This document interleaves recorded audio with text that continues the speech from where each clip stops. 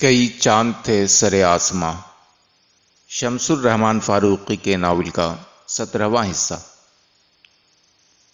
باب بھائی بہن۔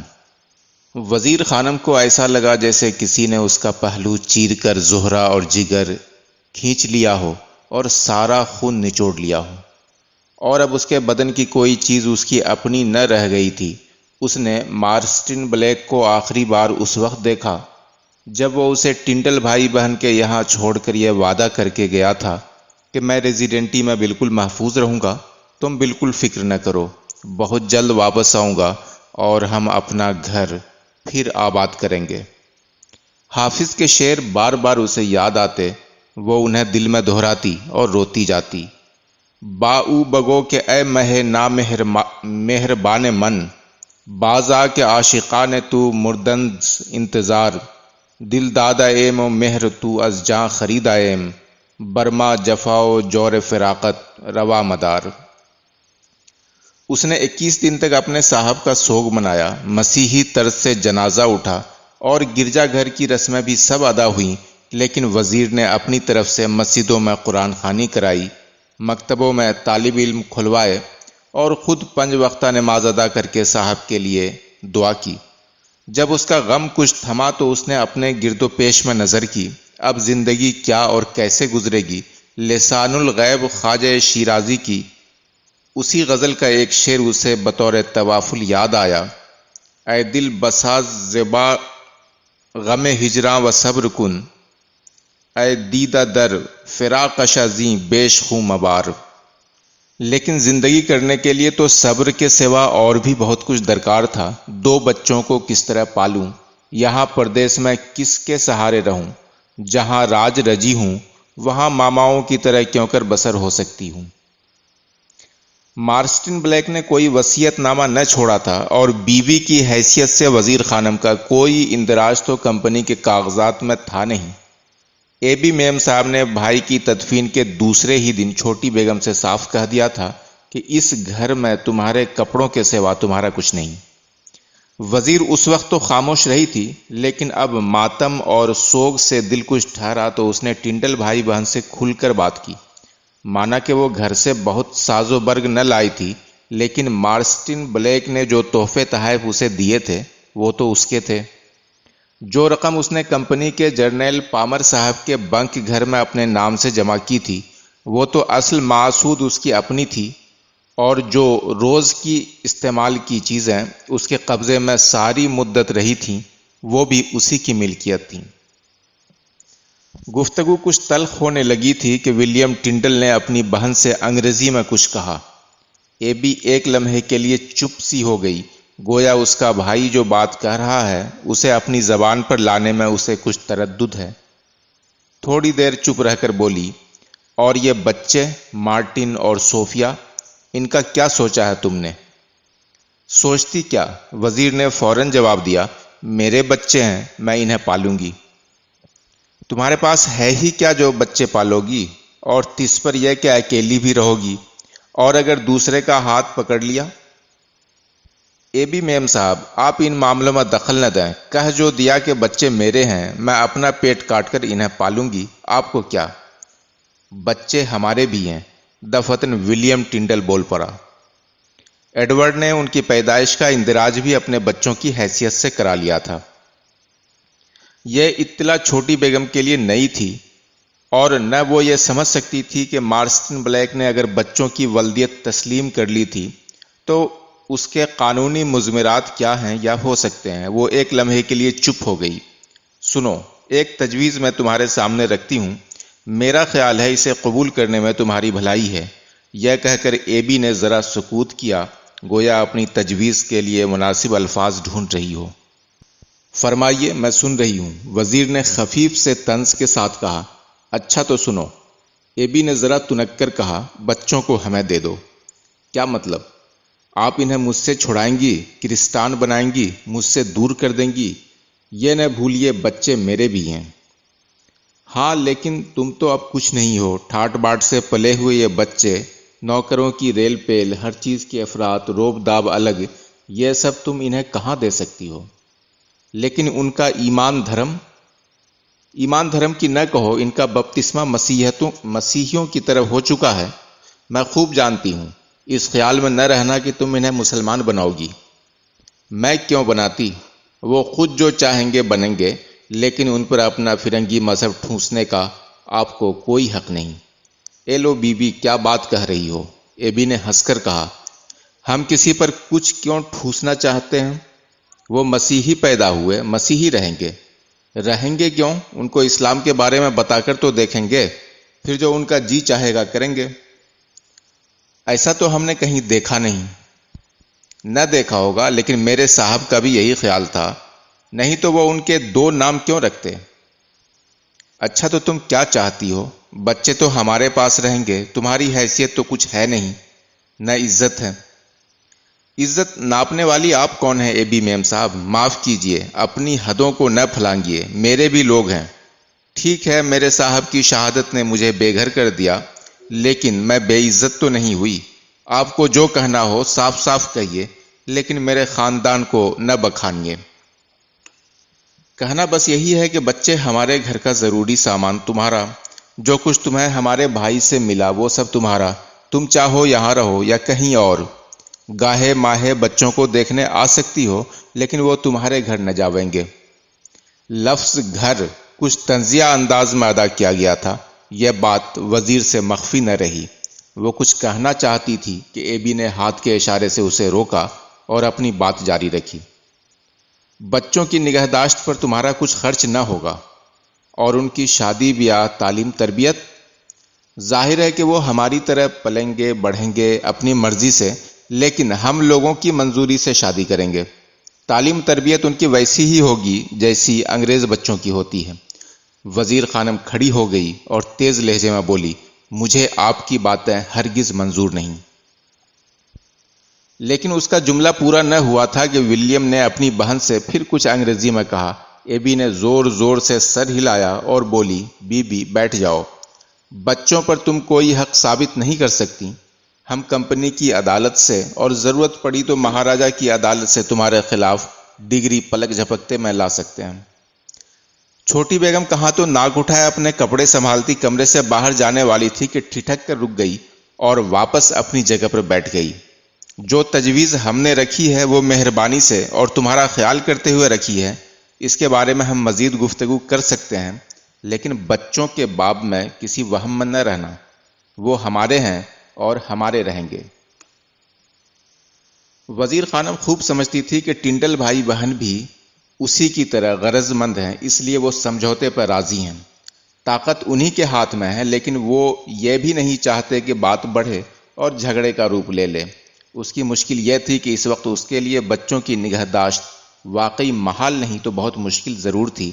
بہت سوچ کر وہ بولی، پہلی بات تو یہ ہے کہ آپ یہاں کی عدالت سے ڈگری لے بھی آئیں گے تو صاحب لارڈ گورنر ہیں، کلکتے میں ان کی عدالت ہے، میں وہاں تک چارہ جوئی کرنے کو تیار ہوں، لیکن شریفوں کو اس طرح جھگڑنا زیب نہیں دیتا، لہٰذا میں بھی کچھ تجویزیں پیش کرنا چاہتی ہوں۔ اچھا یہی صحیح، بتاؤ کیا شرطیں رکھتی ہو؟ ایبی نے جواب دیا، لیکن اس کے لہجے سے صاف ظاہر تھا کہ وہ چھوٹی کی شرائط کو یک قلم مسترد بھی کر سکتی ہے۔ بچوں کا خرچ میں اٹھاؤں گی۔ یہ الفاظ سنتے ہی ٹنڈل بھائی بہن بڑے زور سے چونکے۔ اچھا، آپ متعجب نہ ہوں، میں اس وقت 20 روپے مہینہ دونوں بچوں کے لیے دوں گی، جب بڑے ہو جائیں گے تو بڑھا دوں گی۔ یہ روپیہ کہاں سے آئے گا اس سے آپ کو غرض نہ ہونی چاہیے، وہ میرا معاملہ ہے۔ اور آگے کہو۔ ان کی تعلیم میں ہندی اور فارسی بھی ہوگی، انگریزی چاہے جتنی پڑھیں، مجھے کچھ عذر نہیں۔ اسی طرح لباس بھی وہ دونوں طرح کا پہنیں گے، صرف انگریزی لباس پہنانا مجھے منظور نہیں۔ ٹھیک ہے، اس پر بھی غور کیا جا سکتا ہے۔ اور کچھ؟ ایبی کا لہجہ اب بھی طنزیہ تھا۔ میں جب چاہوں گی ان سے مل سکوں گی، ان کی شادی بیاہ کے معاملات میں مجھے شریک رکھا جائے گا۔ دیکھیں گے، اور تو کوئی بات نہیں۔ وزیر نے گہرا سانس لیا اور ٹھہر ٹھہر کر صاف لہجے میں بولی، ان قربانیوں کے بدلے اس گھر کا سارا سامان، فرش فروش، شیشہ آلات، برتن باسن، سب میرا ہوگا۔ ٹنڈل بھائی بہن سناٹے میں آ گئے۔ مارسٹن بلیک کے بچوں کو اپنے قبضے میں کر لینے کے منصوبے میں دین اور دنیا دونوں کی منفعت متصور تھی، لیکن انہیں امید تھی کہ گھر کا اثاثہ بھی بیش از بیشتر وہ ہتھیا سکیں گے۔ تھوڑی دیر خاموشی کے بعد دونوں نے کچھ دیر تک انگریزی میں متفکرانہ انداز میں بات کی، پھر دونوں نے یک زبان ہو کر کہا، ہمیں منظور ہے۔ ٹھیک ہے، میں آپ کی مشکور ہوں۔ یہ کہتے ہوئے دفتن اس کی آنکھوں میں آنسو آ گئے، لیکن اس نے معاہدے کی توثیق کے لیے ہاتھ بڑھا کر دونوں سے مصافحہ کیا۔ ہندوستانی عورت سے انہیں توقع نہ تھی کہ وہ اس لیاقت کے ساتھ گفت و شنید کرے گی اور پھر مردوں کی طرح ہاتھ بھی ملائے گی۔ بہرحال دونوں نے وزیر سے ہاتھ ملائے اور یہ کہہ کر رخصت ہوئے کہ کاغذی کارروائی 2-4 دن میں مکمل ہو جائے گی، تب تک وزیر اپنے سامان اور اثاثے کو عرض دیدہ کر لے۔ یہ بات تو طے ہی تھی کہ وہ دلی واپس چلی جائے گی، جے پور میں نہ رہے گی۔ اس گفتگو کے 8ویں دن وزیر نے سارا مال و اسباب اونٹوں پر بار کرایا، ایک معتبر قافلہ سالار مقرر کیا اور خود اپنی واپسی کے لیے ڈاک کی سبیل کی۔ دونوں بچوں کے سامنے اس نے 5 توڑے روپیوں کے اے بی میم صاحب کے سپرد کیے۔ یہ ان معصوموں کا سال بھر کا خرچ ہے۔ بچوں کو اس نے رو رو کر پیار کیا اور وعدہ کیا کہ جلد ہی تم سے ملوں گی یا اپنے پاس بلا لوں گی۔ اب کے بعد انہیں ملنا نصیب نہ ہوگا، اس کا وہم بھی ان کے دل میں نہ تھا، لیکن اتنی بات تو سب دیکھتے تھے کہ ایک دور زندگی کا ختم ہو گیا اور بہت جلد ختم ہو گیا، اگلا دور شاید اتنی جلدی ختم نہ ہو۔ گفتم از گوئے فلک صورت حال پرسم، گفت آ می کشم اندر خم چوگاں کے مپرس، باب چھوٹی بیگم۔ 5ویں دن کی شام وہ دہلی پہنچ گئی، لیکن اپنے باپ کے یہاں نہ اتری۔ منجلی سے کہہ کر اس نے ایک مکان سرکی والان میں ٹھیک کرا لیا تھا۔ اس کے دہلی پہنچنے کے 6 دن اس کا سامان بھی پہنچ گیا، جو 7 اونٹوں پر بار تھا۔ زیور اور زر نقد وہ اپنے ساتھ لیتی آئی تھی۔ اس وقت وزیر خانم کی عمر 19 سال اور چند دن تھی۔ 2 بچے پیدا کرنے، پھر صاحب کا غم اٹھانے اور پھر بچوں کی جدائی کے صدمے کے باوجود اس وقت اس کا حسن ایسا تھا کہ قسم کھائیے اور دیکھتے رہیے۔ یہ مارچ کا مہینہ اور 1830 کا سال تھا۔ اس وقت چھوٹی بیگم کے سامنے 2 مسائل تھے، ایک تو تنہائی اور دوسرا آذوق یہ حیات۔ ہر چند کے صاحب کا چھوڑا ہوا مال اور خود اس کی جمع پونجی جو اس نے 5 برس میں مہیا کی تھی بہت وافر تھی، لیکن جب مال میں اضافہ نہ ہو اور وہ صرف ہوتا چلا جائے تو گنج قارون بھی وفا نہ کرے گا۔ جے پور سا بڑا حویلی نما گھر، نوکروں کی وہ فوج، وہ پالکی نالکی بگھی گھوڑے گائے بھینس کتے اور دوسرے جانور، متوسلین کا وہ جمگھٹ، یہ سب تو اب خواب میں بھی ممکن نہ تھا۔ اور چھوٹی بیگم اپنے احوال کی اس تخفیف پر خود کو بڑی حد تک قانع و صابر کر چکی تھی، لیکن تخفیف بھی کتنی؟ اسے کھانے پہننے روز مرہ کا خرچ چلانے کے لیے کچھ وجہ مقرری اور گھر کی حفاظت کرنے، بازار جانے آنے کے لیے شاگرد پیشہ تو درکار ہی تھا۔ بلا سے اللے تللے خرچ نہ کرتی، لیکن اجلے طور پر تو بہرحال رہنا تھا اور پھر اپنی صورت بھی بنائے رکھنی تھی۔ گانے ناچنے کے فن سے وہ بے بہرہ نہ تھی، لیکن ان چیزوں کا اسے ذوق نہ تھا۔ ہم جولیوں اور شادی بیاہ کی گھریلو محفلوں کی بات اور ہے، لیکن اسے ذریعہ معاش بنانا اسے پسند نہ تھا۔ یہ بات اس کے تصور حیات میں شامل بھی نہ تھی کہ وہ ہنر یا جسم کا سودا کر کے روزی کے ڈھب اور جینے کے ڈھنگ حاصل کرے گی۔ مردوں کے ساتھ وہ اپنی شرطوں پر معاملہ ضرور کر سکتی تھی، یا اگر اپنی شرطوں کو سراسر نہیں تو کم سے کم کچھ اہم شرائط کو منظور کرائے بغیر وہ کسی کی پابند ہونا تو کیا، کسی سے متوسل ہونے پر بھی تیار نہ تھی۔ انگریز اسسٹنٹ پولیٹیکل افسر کا قتل کچھ ایسی خبر نہ تھا جس کی گونج دہلی تک نہ پہنچتی، اور معاملات نشاط و لذت حیات سے دلچسپی رکھنے والے حضرات کو وزیر خانم کے بارے میں بھی پوری اطلاع تھی کہ اب وہ دلی میں ہے، بچے ساتھ نہیں ہیں، اور ابھی کسی کی پابند ہو کے رہنا کیا، کسی سے متعارف بھی نہیں ہے۔ ہاں، اس باب میں لوگوں کو شک تھا کہ وہ اپنے صاحب کا سوگ کب تک منائے گی، اور اس کے بعد خود اس کی تجویزیں اور منصوبے کیا ہوں گے۔ ظاہر ہے کہ اس جیسی دولت حسن اور دولت دنیا رکھنے والی ڈومنی کے خواہاں لوگوں کی کمی نہ تھی، لیکن وہ خود کس بات کی خواہاں تھی یہ کھلتا نہ تھا۔ اور یہ بھی ہے کہ یہ تو دلی والے تھے جو اسے خاص کر منجلی کے طرز پر ڈومنی کہتے یا سمجھتے تھے، ورنہ اپنی نگاہ میں وزیر خانم کسی بیگم سے کم نہ تھی۔ یہ اور بات کہ وہ ایسی بیگم تھی کہ اس میں ڈومنی پن ایسا چوکھا تھا کہ ہر رنگ میں اور ہر امر سے نکلتا تھا، اور علو ہمت اور ارادے کی صلابت میں شہزادیاں اور رانیاں اس سے بڑھ کر نہ تھیں۔ اور پھر یہ دلی شہر تھا، ہاتھی لاکھ لوٹے گا بھی تو 1.25 کا رہے گا۔ گلی گلی، دروازے دروازے، ہر طرف علماء، صلحاء، زہاد، صوفیاء، شعراء، حسن پرست، چھیلے بانکے، کلانوت، شطرنج باز، قادر انداز، تیغ زن، منجم پڑے چمک رہے تھے۔ تو بھلا کیوں کر ممکن تھا کہ کسی کو خبر نہ ہوتی کہ وزیر خانم جیسی حسینہ نے دلی کو آباد کیا ہے؟ وہ غنچہ نیم شگفتہ اب ہزاروں پھولوں کی بہار اور ہزاروں بہاروں کا پھول بن کر خارستان راجستھان سے چل کر دلی کے چمنستان عیش کو دوبارہ معطر اور آتش ستان ہجر کو دوبارہ روشن کرنے چلا آیا ہے۔ وزیر کے ورود دہلی کے 8 ہی 10 دن میں اشارے اس تک آنے لگے، مشاطائیں دروازے سے جھانکنے اور اندر آنے کی اذن مانگنے لگیں۔ منجلی کا بہانہ سب سے آسان تھا۔ جو منجلی سے ملتا کسی نہ کسی عنوان سے چھوٹی کے بارے میں پوچھتا۔ اس نے بھی دل میں خیال کیا کہ رنڈاپے کے چیتھرے کے دن اوڑھے رہوں گی، آخر مجھے بھی جینا ہے اور 2 جانوں کا مزید خرچ بھی اٹھانا ہے، اپنی اوقات کو ذلیل بھی نہیں کرنا ہے اور اس کی بہتری کی کوششوں پر قائم بھی رہنا ہے۔ عمدہ خانم کے توسط سے اس نے نواب یوسف علی خاں کی خدمت میں دوبارہ بار حاصل کیا، لیکن گھریلو انداز میں۔ کہیں آنے جانے کی کوئی بات نہ اس نے اٹھائی، نہ ان کی طرف سے کوئی اشارہ ہوا۔ بس یہ ہوا کہ جب وہ منجلی سے ملنے جاتی اور اگر نواب صاحب حویلی ہی میں تشریف فرما ہوتے تو انہیں بھی سلام کر لیتی، زیادہ بات چیت نہ کرتی۔ لیکن چھوٹی بہن کی حیثیت میں اسے دعائیں اور کچھ نقد یا میوے، شربت، پان کے لوازم انعام میں مل جاتے۔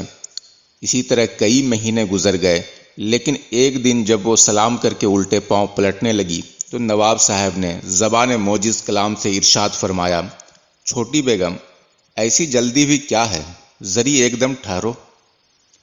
جی، بندی دل و جان سے حاضر ہے، یہ کہہ کر وہ ان کے سامنے قالین پر 2 زانو بیٹھ گئی۔ آج یوسف علی خان نے پہلی بار اسے ذرا توجہ سے دیکھا، ورنہ اب تک تو نگاہیں نیچی کیے اس سے 1-2 رسمی بول لیتے تھے۔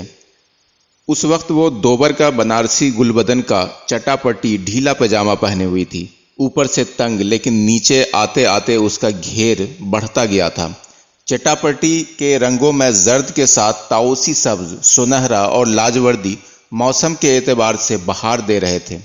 دوبر کا پاجامہ عموماً بدن کے خطوط کو ڈھانکنے کے لیے پہنتے ہیں، لیکن وزیر اپنے بدن کو کچھ اس طرح چرا کر 2 پہلو بیٹھی تھی کہ رانوں کے زاویے کچھ نمایاں ہونے لگے تھے۔ نہایت باریک ریشمی جالی دار ہلکے دودھیا رنگ کے تاش کی انگیا خوب ٹھیک کسی ہوئی تھی۔ انگیا کی آستینیں بس ذرا ذرا سی شانوں کے آگے بازوؤں کے اوپری حصے کو بمشکل ڈھک رہی تھیں۔ آستینوں پر بھاری سچے کام کے پٹھے تھے۔ انگیا کا گھاٹ نیچا تھا، لیکن اتنا نہیں کہ بے حیائی معلوم ہو۔ کٹوریاں سادہ، لیکن ان پر بہت باریک بادلے سے مناسب جگہوں پر تارے ٹکے ہوئے تھے۔ پچھوے اور بازو چوڑے تھے، مگر پھر بھی پشت اور پیٹ کی جھلک رہ رہ کر نمایاں ہو جاتی تھی۔ انگیا کے اوپر اس نے بے آستینوں کی ذرا نیچی اور کچھ ڈھیلی کرتی پہن رکھی تھی، سفید باریک ترین شبنم کی کرتی۔ اس پر جگہ جگہ سچا کام بنا ہوا تھا۔ کرتی کا دامن آگے اور پیچھے خاص کر بہت نازک سنہرے کام سے پٹا ہوا تھا۔ کرتی اور انگیا نے مل کر بدن کے اوپری حصے کو کچھ ڈھانکنے، کچھ نمایاں کرنے کا عجب تجسس انگیز پرلطف کام انجام دیا تھا۔ کرتی کا کپڑا اس وقت اس قدر لطیف تھا کہ انگیا کا رنگ اس کے نیچے صاف جھلکتا تھا، لیکن اس میں پھر بھی پردے کا کچھ ایسا اہتمام تھا کہ گریبان کے نیچے صرف اشارے ہی اشارے تھے، صراحت کہیں نہیں تھی۔ وہ سر پر دوپٹہ اوڑھے ہوئے تھی، لیکن اس دوپٹے میں بھی وہی اشارے اور وعدے کار فرما تھے۔ ہلکے آسمانی رنگ کا 6 گزا بہت ہی باریک جالیوں والی شربتی کا دوپٹہ جو کہنے کو سوتی کپڑا تھا لیکن اس کے پلوؤں پر سچا کام تھا، اور ننھے ننھے بادلے کے ستاروں کے ساتھ مقیش کی جھالروں نے اسے اور بھی بھاری بنا دیا تھا۔ وزیر خانم کے بدن پر دوپٹہ نہ تھا، ایک نیلگوں سنہرا بادل تھا جس کے پیچھے سے اس کے ماتھے اور رخسار اور ٹھوڑی کی ملیح جگمگاہٹ، کھینچے ہوئے بدن کے نشیب و فراز، اس کے گلے کا 9 لکھا زبرجدی ہار اور گردن کی نیلمی دھک دھکی، کانوں میں یاقوت کی انتیاں، کلائیوں میں جڑاؤ شیر دہاں، چوڑوں کے بیچ میں کریلیاں، کلمے کی انگلی اور چھنگولیا میں ہیرے، اور لہسنیا کی جڑاؤ انگوٹھیاں، ناک میں زمرد کی نت، فرش پر رکھے ہوئے تیز فانوسوں کی روشنی میں یہ سب بجلیوں کی طرح چمک رہے تھے۔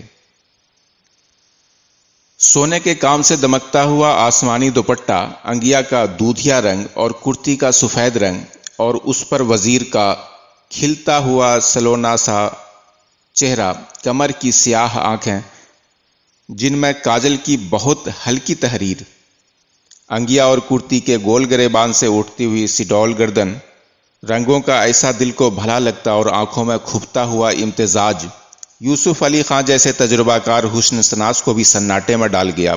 وہ ایک لمحے کو اسے دیکھتے رہے، لیکن حسن کی گرمی اس قدر تھی گویا وزیر کا بدن بخار سے تپ رہا ہو اور اس کی لپٹیں ان کے بدن تک پہنچ رہی ہوں۔ انہوں نے محجوب ہو کر نظریں جھکا لیں، کھنکھار کر گلا صاف کیا اور بولے، چھوٹی بیگم، تم ٹھیک ٹھاک تو ہو نا؟ کسی چیز کی ضرورت تو نہیں؟ سرکار، نواب صاحب کا کرم ہے اور اللہ کی مہربانی، ابھی تک تو سب ٹھیک ہی ہے۔ کیوں ابھی تک ہی کیوں؟ آئندہ کیوں نہیں؟ نواب نے مسکرا کر کہا۔ حضور، خلد آشیانی ذل سبحانی کی وہ معجز نما بیت تو سرکار کے حافظ مبارک میں ہوگی۔ وزیر نے بھی نیم مسکراہٹ کے ساتھ کہا۔ خوب۔ نواب نے فوراً شعر پڑھا، عاقبت کی خبر خدا جانے، اب تو آرام سے گزرتی ہے۔